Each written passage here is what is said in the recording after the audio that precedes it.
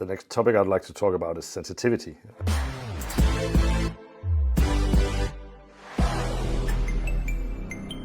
When you see sensitivity on the specification sheet, what does that number actually mean? Basically, it is a number that tells you, given a certain voltage input to the loudspeaker, how loud is the loudspeaker going to play, which seems like a very interesting number. In the real world, what we see is generally speakers of the same type and size are actually quite similar in terms of sensitivity. They might vary a few dB from the average, but usually not more than that. If you have horn speakers or very special types of speakers like electrostatic speakers or something like this, this might be different. But for a typical dynamic speaker in a box, the size of the speaker really determines how efficient is it, how sensitive it is going to be. A bit counterintuitive to what some people think, a larger loudspeaker is typically easier to drive than a small loudspeaker. It will play louder.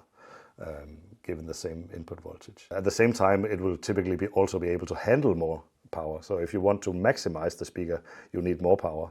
But if you want to play a given level, you actually need less power on larger speakers. That's one interesting point. But generally, same type of speakers only vary a few dB. What's interesting here is when we say dB, 3 dB is a doubling of input power. Not in terms of acoustic, but in terms of the power going into the speaker. That's a separate video on decibels. A 3 dB difference in sensitivity requires twice as much or half as much input power. So if the speaker is 3 dB less sensitive, we need twice as much input power. But as I said, most speakers are within a few dB. So again, if you have a decent amplifier, it's usually not something you really have to worry too much about. A few technical details on sensitivity specifications. In the old days, you typically specified sensitivity against 1 watt input. So you gave the speaker a 1 watt input and then you measure the output. Today we use, according to again IEC standards, we use 2.83 volts.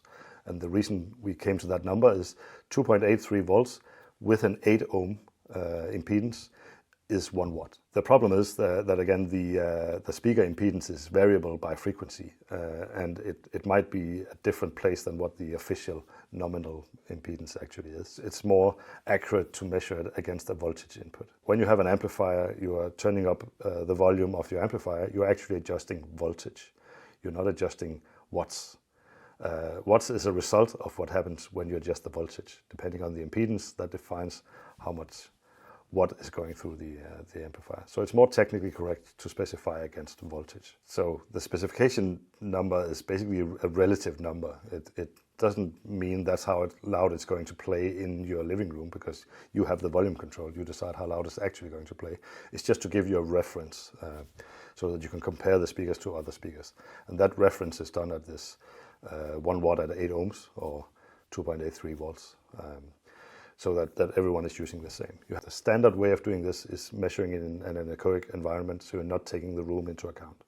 And sometimes you see speakers that are rated with very high sensitivity levels, but they're actually measuring in-room sensitivity levels, which can be up to 6 dB more than an anechoic measurement. So you need to make sure again that the measurement is actually done in the same way. How much you want and how much you need really depends on listening room, what the content is you're playing, how loud you want it to be, and how much you really need and what you need the sensitivity to be is always relative.